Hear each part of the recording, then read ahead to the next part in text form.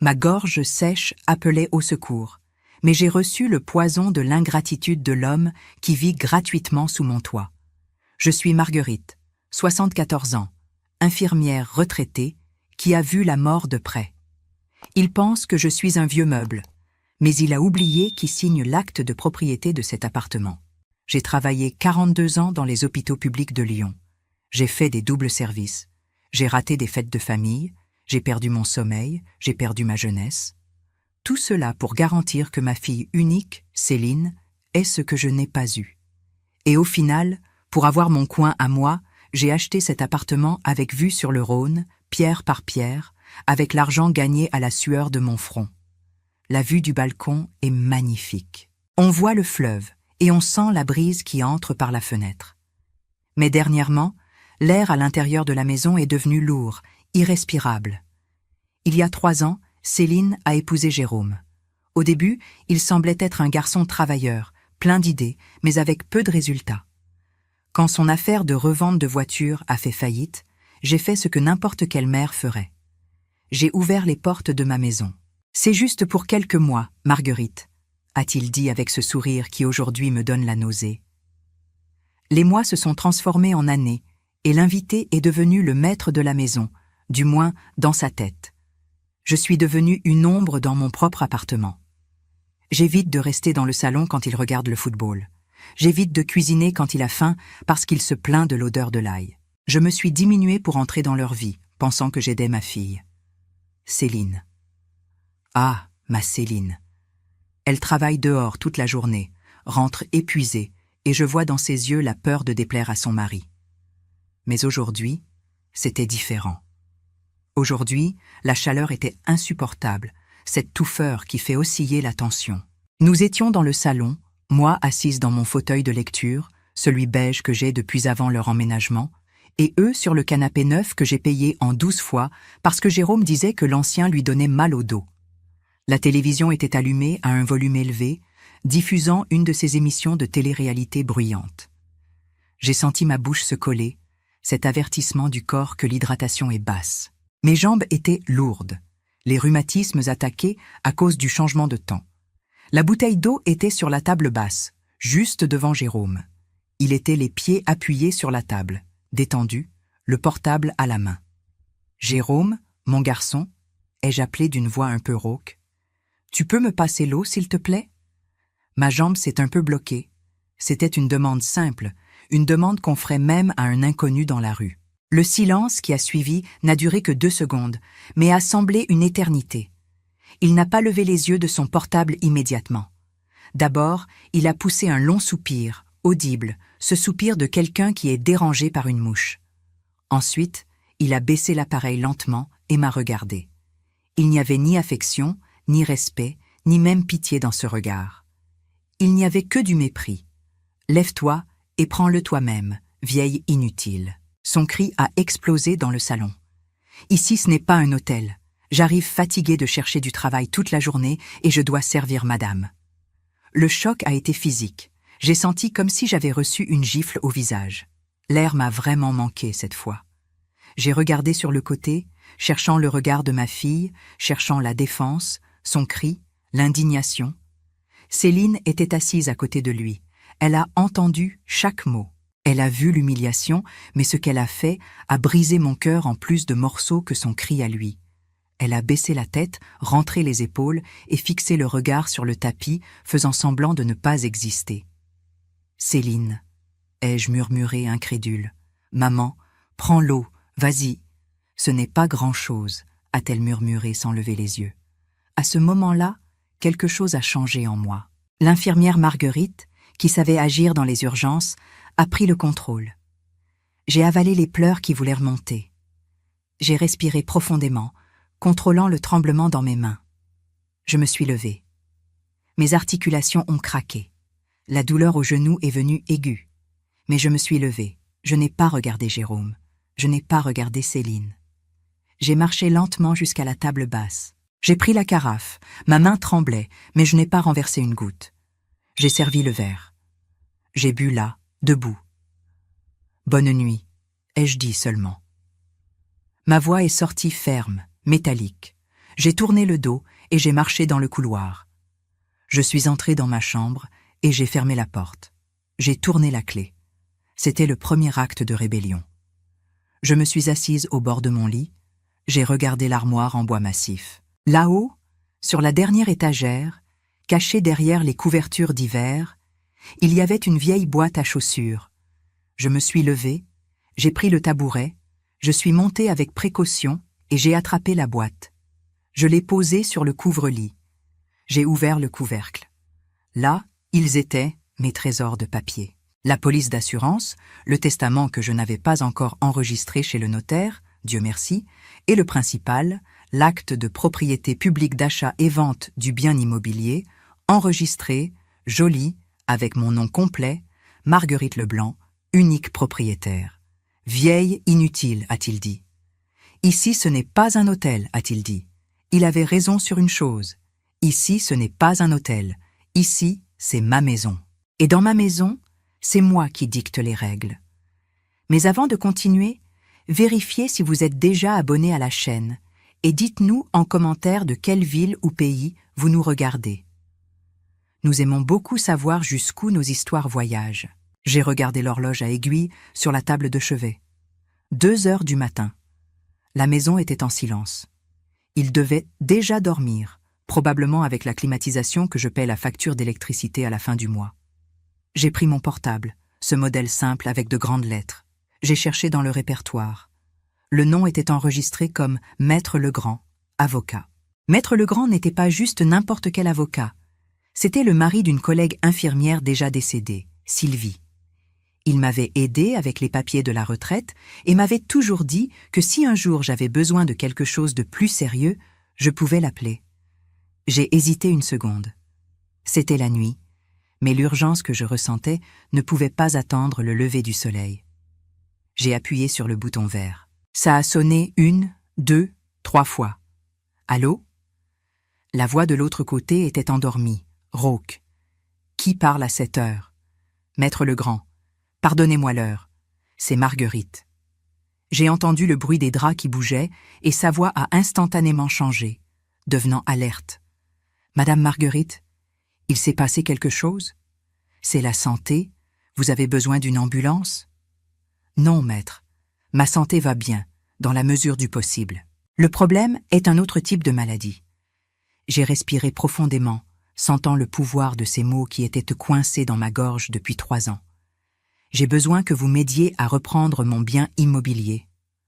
L'appartement où vous habitez? Il a demandé confus. Mais vous ne vivez pas avec votre fille et votre gendre? Si, maître. Et c'est exactement ça le problème. Je veux qu'ils sortent de là.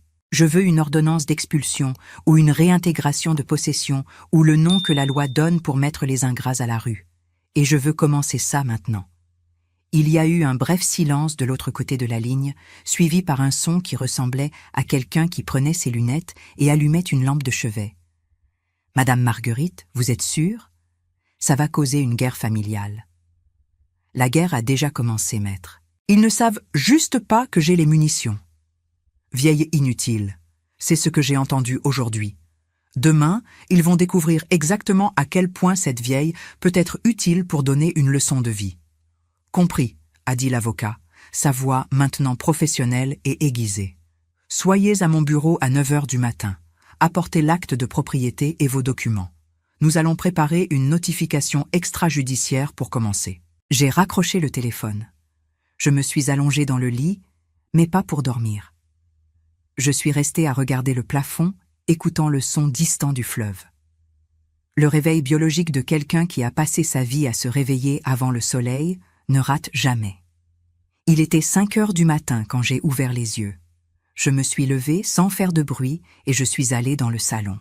Le verre que j'avais utilisé était encore sur la table, les marques des pieds de Jérôme sur mon meuble, les coussins jetés par terre. J'ai commencé à faire une ronde silencieuse dans la maison, pas comme la grand-mère gentille qui range tout, mais comme une experte évaluant les dégâts. Je suis allée jusqu'à la cuisine. L'évier débordait de vaisselle sale du dîner qu'ils avaient commandé. Pizza payée avec la carte supplémentaire que j'avais bêtement donnée à Céline pour les urgences. J'ai ouvert le réfrigérateur. Le fromage que j'avais acheté avant-hier avait disparu, le jambon aussi.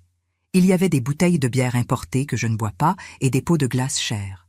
J'ai pris les factures qui étaient jetées sur le micro-ondes, celles qui arrivent par la poste et qu'ils ignorent. Facture d'électricité, tarif rouge, valeur exorbitante. Bien sûr, la climatisation reste allumée même quand il n'y a personne dans la chambre. Facture d'Internet, le forfait le plus cher, avec des chaînes de films que je ne regarde jamais. Je me suis assise à la table de la cuisine avec la calculatrice et un stylo. J'ai commencé à additionner. Ce n'était pas juste une question de manque d'éducation ou d'un gendre grossier. C'était un saignement financier constant. J'entretenais 2 adultes en bonne santé qui me traitaient comme un obstacle. À chaque nombre que j'additionnais, la vieille inutile laissait place à une gestionnaire financière indignée. Mais mon véritable atout est venu après. J'ai posé le cahier noir à couverture rigide sur la table. Pendant 3 ans, j'avais tout noté. Jour 12, paiement de la mensualité de la voiture de Jérôme, 400 €. Jour 15, course au supermarché, incluant des articles superflus demandés par lui, 280 €. Jour 20, réparation du portable de Céline que Jérôme a cassé, 180 €. Page après page, facture après facture, reçu après reçu. Le total approchait les 23 000 € en 3 ans. Je me suis préparé. J'ai mis mon meilleur ensemble de sortie, un tailleur gris clair qui impose le respect, et j'ai pris le dossier avec les documents et le cahier noir.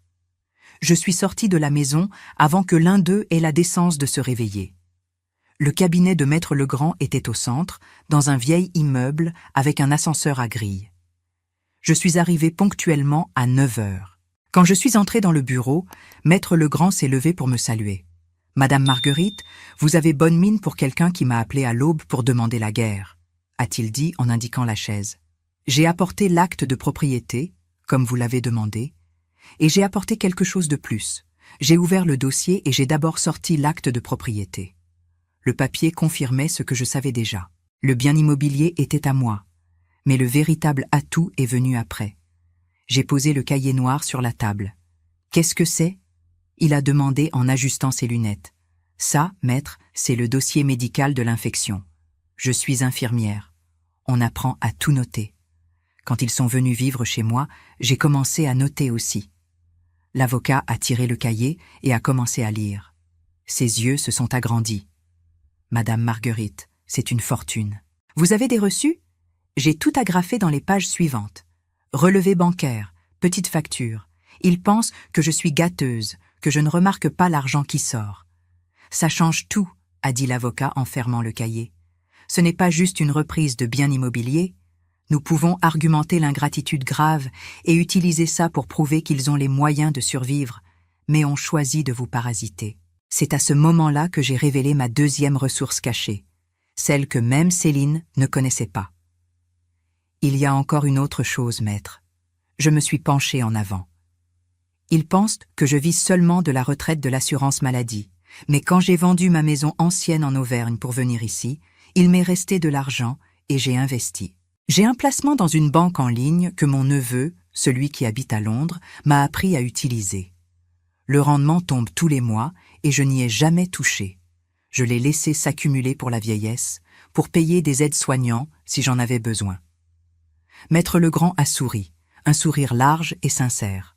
« Alors, vous ne dépendez d'eux financièrement en rien, même pas pour acheter du pain ? Maître, je pourrais acheter la boulangerie si je voulais. Je me suis fait passer pour pauvre et dépendante émotionnellement parce que je voulais la compagnie de ma fille. J'ai pensé que si je payais les factures, il resterait près de moi par amour. Ma voix a failli une seconde. Mais j'ai découvert que louer de l'affection est la chose la plus chère qui existe et le contrat n'est jamais renouvelé. Pendant que l'avocat préparait le congé pour reprise de logement, leur donnant 2 mois pour partir, je regardais par la fenêtre du bureau. J'ai passé ma vie entière à prendre soin. Prendre soin des patients, prendre soin de la maison, prendre soin de Céline. La société nous apprend que la femme âgée doit être douce, passive. J'ai accepté ce rôle par peur de la solitude. J'ai laissé Jérôme crier. J'ai laissé qu'il se moque de mes séries. J'ai laissé qu'il mange la viande de première et me laisse le poulet. Je me suis annulée en pensant que c'était de l'amour maternel. Quelle erreur grotesque. C'est prêt. a dit Maître Legrand, en me donnant une enveloppe Kraft épaisse. Le congé pour reprise de logement sera livré par un huissier de justice demain. Mais vous pouvez déjà commencer à préparer le terrain. Préparer le terrain? J'ai demandé en rangeant l'enveloppe dans mon sac. Oui? Couper les avantages. Montrer que la source s'est tarie. Leur réaction sera la preuve finale dont nous aurons besoin au cas où ils décident de se battre en justice. Je suis sortie du cabinet en me sentant 2 centimètres plus grande. Je suis arrivée à la maison vers 13 heures. En ouvrant la porte, l'odeur de café réchauffé a envahi mes narines. Jérôme était dans le salon, affalé sur le canapé, encore en pyjama, avec la télécommande à la main. Céline n'était pas là. Elle devait être partie travailler, fuyant la réalité comme toujours. Il n'a même pas tourné la tête quand je suis entrée. « Vous avez mis du temps, hein, Marguerite ?» a-t-il lâché sans quitter la télé des yeux. « Le frigo est vide, il n'y a pas de déjeuner aujourd'hui ?» Je me suis arrêtée au milieu du salon. J'ai regardé cet homme de 35 ans, en bonne santé, fort, qui refusait de travailler dans n'importe quoi qui n'était pas à son niveau, pendant qu'il exigeait de la nourriture d'une femme de 74 ans. « Je ne suis pas allée au marché, ai-je répondu. Ma voix est sortie calme. Il m'a finalement regardé, fronçant les sourcils, confus par le manque d'excuses. « Et on va manger quoi ? Je ne sais pas ce qu'on va manger. J'ai déjeuné dehors. Comment ça ? » Il s'est assis, l'irritation montant. « Céline arrive ce soir, morte de faim. Vous avez 2 jambes, 2 bras et une santé parfaite, Jérôme. Je crois que vous êtes capable d'aller jusqu'à la boulangerie ou peut-être vous lever et prendre vous-même votre nourriture. Après tout, ici, ce n'est pas un hôtel. J'ai utilisé les mêmes mots que lui, le même ton. J'ai vu son visage devenir rouge, la bouche s'ouvrir et se fermer sans son. Je suis entrée dans ma chambre et j'ai de nouveau fermé la porte à clé. J'ai enlevé mes chaussures et je me suis assise dans mon fauteuil.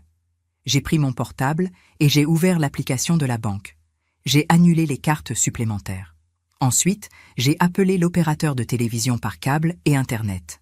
« Bonjour madame », a répondu la jeune fille. « Je voudrais faire une modification sur mon forfait. Je veux annuler les chaînes de sport et de films et je veux changer le mot de passe du Wi-Fi. Vous avez des problèmes techniques ? » « Non, ma fille. J'ai des problèmes de parasites dans la résidence et je dois couper leur alimentation. » Pendant que l'opératrice faisait les modifications, j'entendais Jérôme dans le salon jurer parce que la télévision devait avoir planté. J'ai souri. Un petit sourire, contenu. La guerre silencieuse avait commencé. Je n'avais pas besoin de crier.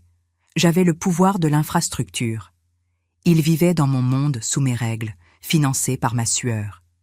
J'étais sur le point d'éteindre les appareils qui maintenaient cette vie artificielle en fonctionnement. Le nouveau mot de passe que j'ai créé était simple mais symbolique. Travail-dignité-1950. Le mot de passe était long, impossible à deviner pour quelqu'un qui ne connaissait pas ma date de naissance et mes valeurs. J'ai entendu Jérôme taper sur la box Internet dans le salon, essayant de la faire redémarrer. Ça ne fonctionnerait pas. La connexion était là, forte et stable. Mais l'accès était désormais sous mon contrôle exclusif. Je me suis levée et je suis allée à la cuisine. J'ai ouvert le réfrigérateur une fois de plus. J'ai sorti les quelques articles qui restaient, les œufs, les légumes, le fromage frais. J'ai laissé les étagères presque vides. Demain, je ferai mes courses, mais j'achèterai seulement pour moi. Des portions individuelles, des yaourts que j'aime, du pain complet, du thé vert, plus de bières importées, plus de glace chère, plus de jambon de première qualité pour quelqu'un qui me traite de vieille inutile. Je suis retournée dans ma chambre. L'enveloppe Kraft était sur le lit, pulsant comme un cœur vivant. Le premier pas était fait. Maintenant, il fallait tracer la stratégie des prochains jours. Demain, l'huissier de justice arriverait. Mais aujourd'hui, Jérôme allait découvrir que la vieille inutile contrôle le routeur, le garde-manger et la facture d'électricité et que l'infirmière Marguerite venait de décréter la fin des heures de visite. Je me suis réveillée avec la légèreté de quelqu'un qui a enlevé une tonne de ses épaules. Le soleil entrait timide par la fente du rideau. Je me suis levée, lavé le visage, passé ma crème à l'arnica sur les genoux et mis mon peignoir. J'ai préparé mon café, seulement 2 tasses dans la petite cafetière. L'odeur de la poudre fraîchement passée a envahi la cuisine. J'ai coupé une tranche épaisse de melon et je me suis assise pour manger. Il était 10 heures quand Jérôme est apparu. « Marguerite !» a-t-il crié. « Vous avez touché au modem ? L'Internet ne se connecte pas. J'ai continué à mâcher mon melon. »« Bonjour à toi aussi, Jérôme. J'ai appelé l'opérateur hier. Il paraît qu'il y a eu un problème dans le câblage de la rue. »« De la maintenance ? Mais la 4G de mon portable est aussi lente parce que le forfait de données est terminé. C'est l'enfer. Profites-en pour sortir te promener. La journée est belle. Qui sait ? Peut-être qu'une opportunité d'emploi apparaîtra. » Il est allé jusqu'au réfrigérateur. Les étagères étaient désolées. Il y avait seulement mes médicaments, une bouteille d'eau, des œufs et des légumes. Où est le jambon ? Où est le fromage frais ? Je n'y suis pas allé, ai-je répondu. La retraite n'est pas encore tombée, Jérôme, et l'argent que j'avais est terminé. La facture d'électricité est arrivée très élevée ce mois-ci. J'ai dû choisir entre payer l'électricité ou acheter du jambon de Parme. Vers midi, l'odeur d'ail frit dans le beurre a envahi la maison. J'avais acheté seulement 2 steaks à la boucherie du coin en cachette. J'ai assaisonné avec du cumin, du poivre noir et beaucoup d'amour pour moi-même. J'ai fait un riz blanc et une salade de tomates. Jérôme est apparu, attiré par l'odeur. « Enfin » a-t-il dit. « Je meurs de faim. » Il a soulevé le couvercle de la casserole. « Il n'y a que du riz ? Où est la viande ? » « Elle est ici dans mon assiette, Jérôme. J'ai acheté le suffisant pour moi. Vous vous foutez de moi ? Vous me refusez de la nourriture maintenant ? Je ne refuse rien, mon garçon. J'ai juste arrêté d'offrir ce qui n'est pas mon obligation. Tu te rappelles ce que tu as dit ? Ici, ce n'est pas un hôtel. Dans un hôtel, la nourriture est incluse dans la nuitée. Ici, chacun s'occupe de sa subsistance. Si tu veux du steak, Jérôme, achète de la viande. Il a pris les clés de la voiture et il est sorti en claquant la porte. J'ai mangé mon steak en paix. Il était délicieux. À 17 heures, Céline a appelé. « Maman, il s'est passé quelque chose avec la carte ? Je suis à la caisse du supermarché et la carte n'est pas passée. Transaction non autorisée. Quelle honte, maman. »« Non, ma fille, je l'ai annulée. »« Annulée ? Comment ça annulée ? Et comment je vais payer les courses ? » ?»« Céline, ma chérie, j'ai fait les comptes hier soir. Cette carte avait des intérêts très élevés. Et comme vous êtes jeune et en bonne santé, j'ai pensé que vous n'auriez plus besoin de l'argent de poche de maman. Je vais très bien, Céline, mieux que je n'ai été ces 3 dernières années. Laisse les courses là et viens à la maison. Nous avons des affaires à traiter et préviens ton mari d'être présent. » Quand Céline est arrivée, Jérôme était déjà à la maison.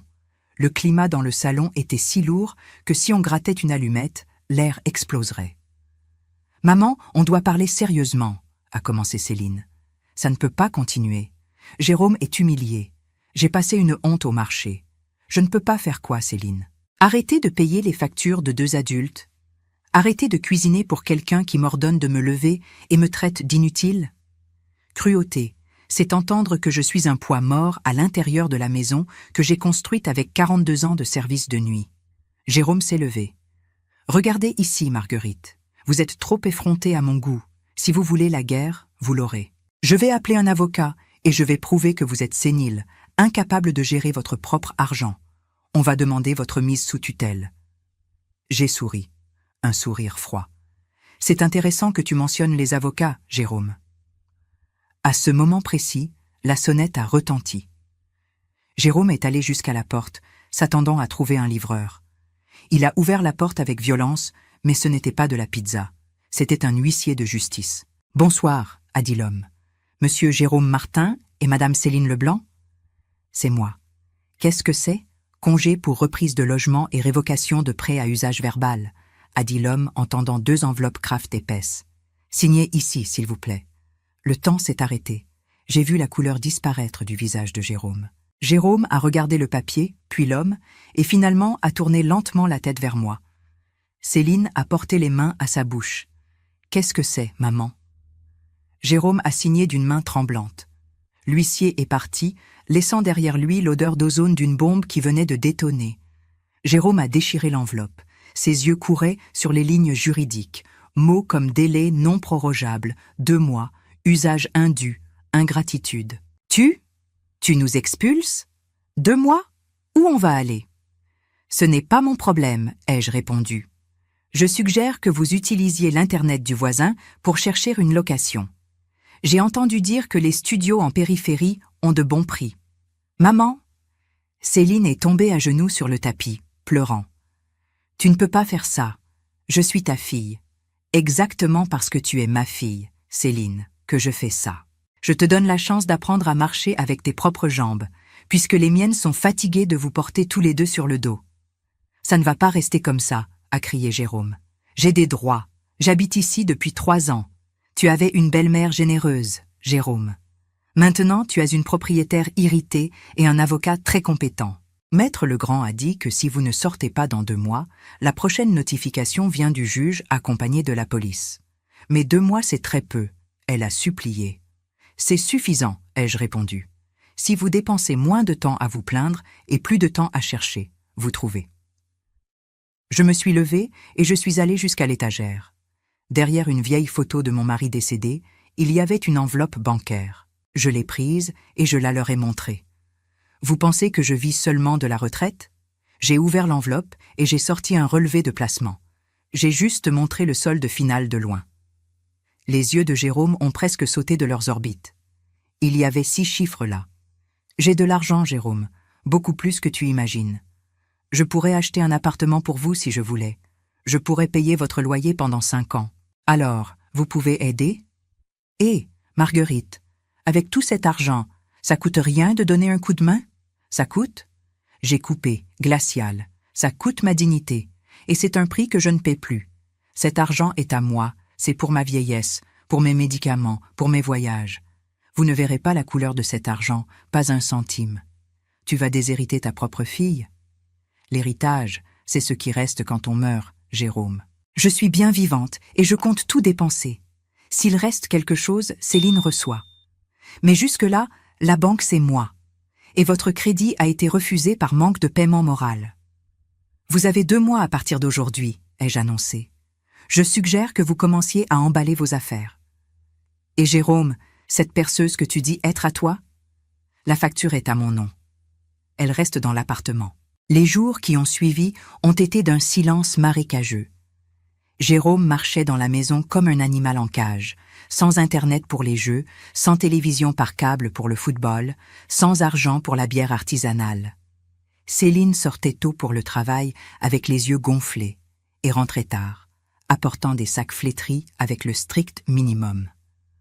Dans la 4e nuit après la notification, Jérôme s'est assis sur le canapé. « Marguerite » a-t-il commencé avec une voix douce. « On peut avoir une conversation civilisée? On est une famille, après tout. J'ai toujours parlé civilement, Jérôme. C'est toi qui as crié. Voyez bien, Céline et moi, on a parlé. J'étais stressée. J'ai parlé sans penser. Je demande pardon, vraiment, mais cette histoire d'expulsion, c'est trop radical, non?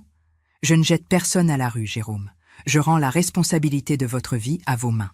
Regardez, j'ai une proposition. On oublie ce papier de l'huissier. Je trouve des petits boulots. Vous avez déjà un âge, Marguerite. Rester seule ici, c'est dangereux. Et si vous tombez dans la salle de bain? Jérôme, j'ai travaillé 30 ans aux urgences. Si je tombe, j'appelle le SAMU. Ils arrivent plus vite que tu ne sortirais de ce canapé. Le masque de bon garçon a craqué. Vous êtes très ingrate. J'ai fait des améliorations dans cet appartement. J'ai changé les ampoules pour des LED, j'ai peint le mur du salon. Si vous voulez qu'on sorte, vous devrez m'indemniser. J'ai des droits. M'indemniser? Je suis allé chercher le cahier noir à couverture rigide. Parlons d'investissement, Jérôme. Page 4. 15 février de l'année dernière. Changement d'ampoule LED. Valeur des ampoules, 120 €. Payé avec ma carte de crédit. Page 10. Peinture du salon. Valeur 450 €. J'ai dû payer Monsieur Maurice, le gardien, pour terminer. 200 €. Tout payé par mois. Vous notez tout? Vous êtes folle. Je ne suis pas folle, Jérôme. Je suis organisée. En 3 ans, le total arrive à presque 23 000 €. Céline a lâché un sanglot. 23 000, Jérôme a murmuré. Exactement. Alors, si tu veux aller en justice, sens-toi libre. Mon avocat appelle ça enrichissement illicite, aux dépens d'une personne âgée vulnérable. Ça donne de la prison, tu savais? Céline s'est agenouillée près de mon fauteuil, pleurant. Maman, s'il te plaît, on n'a nulle part où aller. Je veux que vous grandissiez, Céline. Ma voix est sortie ferme. Vous êtes jeune, vous avez la santé. Je suis dans le dernier tiers de ma vie. Je mérite la paix. Les jours suivants, ils ont commencé à emballer leurs affaires. Je les regardais de loin, sans pitié, sans aide. C'était leur épreuve. Et moi, j'étais déjà en train de planifier ma renaissance. Le bruit du camion de déménagement démarrant dans la rue a été la symphonie la plus belle que j'ai entendue depuis des années. Je suis restée sur le balcon, observant le coffre métallique emporter non seulement les meubles bon marché, mais aussi le poids de 3 ans d'amertume. Le salon était vide. L'écho de mes pas sur le parquet semblait dire « Bienvenue de retour, Marguerite ». L'adieu n'a pas eu d'embrassade ni de pardon instantané. La vie réelle n'est pas un feuilleton. Jérôme est descendu avec la dernière caisse en suant à grosses gouttes et il n'a même pas regardé mon visage. Céline est restée plantée à la porte, tenant la clé. Elle était plus maigre. « Maman, on a loué une maison de fond de cour à Vaux-en-Velin. C'est petit, il y a de l'humidité. » Jérôme est furieux. Une maison de fond de cour, c'est un toit, Céline. Beaucoup de gens voudraient en avoir un. Laisse-le être furieux.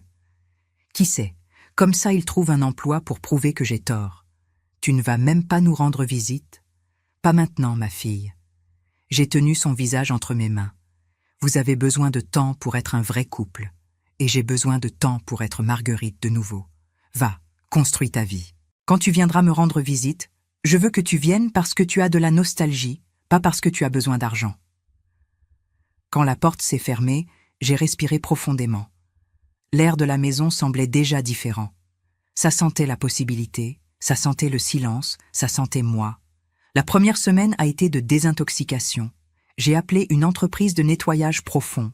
Mais le vrai changement s'est produit quand j'ai décidé quoi faire de leur chambre. J'ai engagé un peintre, Monsieur Gérald. J'ai fait peindre d'un ton lavande. J'ai acheté une nouvelle étagère, un fauteuil confortable et une table de travail. Là ne serait plus une chambre d'hôte, ce serait mon bureau et mon atelier de couture. Le jour où j'ai monté ma vieille machine à coudre, cette Singer noire en fer qui était de ma mère, j'ai senti une joie enfantine. Le soleil de l'après-midi illuminait les bobines de fils colorés. J'étais seule, mais je ne me sentais pas solitaire. La solitude, c'est être accompagné de quelqu'un qui ne vous voit pas. Être seul avec sa propre paix, c'est la plénitude. Un matin, je suis descendue dans l'espace commun de la copropriété. Il y avait un groupe de dames qui jouaient aux cartes. « Bonjour les filles », ai-je dit. Madame Odette, la syndic, a ajusté ses lunettes. « Madame Marguerite, bonjour. On a su que votre fille a déménagé. » Elle a déménagé, oui. Loisillon avait besoin de voler. Écoutez, j'ai vu qu'il y a beaucoup de personnes âgées, ici, qui se plaignent de la difficulté pour aller au centre de santé. Eh bien alors, je suis infirmière retraitée. Qu'est-ce que vous pensez si je descends ici 2 fois par semaine le matin pour faire un check-up? Gratuitement, bien sûr. Leurs yeux ont brillé. À ce moment-là, la Marguerite qui a été appelée inutile est morte définitivement. À sa place a renaît la professionnelle compétente. J'ai commencé le mardi suivant. Je suis descendue avec ma blouse blanche et ma mallette. En une demi-heure, j'avais une queue de voisins. Ce n'était pas juste mesurer la tension, c'était écouter. Je me suis sentie vivante, utile, respectée. Ils m'appelaient infirmière Marguerite. Au contraire, ils m'apportaient du 4/4, du café chaud, des gougères. Acceptez, infirmière Marguerite, vous prenez si bien soin de nous. 3 mois se sont écoulés. L'appartement était magnifique, plein de plantes. Mon compte bancaire a recommencé à grossir. C'était un dimanche après-midi que le téléphone a sonné. C'était Céline. « Salut, maman !» Sa voix était différente, plus ferme. « Jérôme a trouvé un emploi, maman, dans un magasin de pièces automobiles. C'est loin. Il prend 2 bus. Le salaire n'est pas extraordinaire, mais c'est le sien. » J'ai souri. « C'est bien, Céline. Le travail dignifie. Et toi? » J'ai eu une promotion au magasin. On est serré, maman. Mais on a payé le loyer avec notre argent. Il nous est resté 50 €. On a fêté ça en mangeant des crêpes au marché. J'ai senti un nœud dans la gorge. Des crêpes au marché. C'était le goût de leur victoire. Je suis contente, ma fille. Jérôme voulait demander de l'argent pour réparer la voiture. J'ai dit non. J'ai dit ma mère n'est pas une banque. Il s'est fâché, mais le lendemain il est allé travailler en bus. Tu deviens une femme forte, Céline. J'avais quelqu'un à qui ressembler, non? Maman, pardon pour tout. J'avais besoin de ce choc. Tu as sauvé ma dignité. J'ai juste donné la poussée, ma fille. Voler, c'est avec toi. J'ai raccroché en sentant une paix profonde. La leçon a été dure, amère, mais elle a guéri. Je suis allée sur le balcon et je me suis assise face au Rhône. Le ciel était peint d'orange et violet. J'ai pensé à voyager. Maître Legrand m'avait parlé d'une excursion pour le Portugal en septembre. Je veux voir le Tage. Je veux boire du vin de Porto.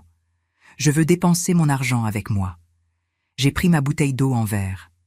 J'ai rempli un verre en cristal. L'eau était glacée, cristalline, pure. Je me suis rappelé de cette nuit du cri. Lève-toi et prends-le toi-même, vieille inutile. Ce cri n'a pas été la fin, ça a été le commencement. J'ai porté le verre à mes lèvres et j'ai bu. Jamais une eau n'avait eu un si bon goût.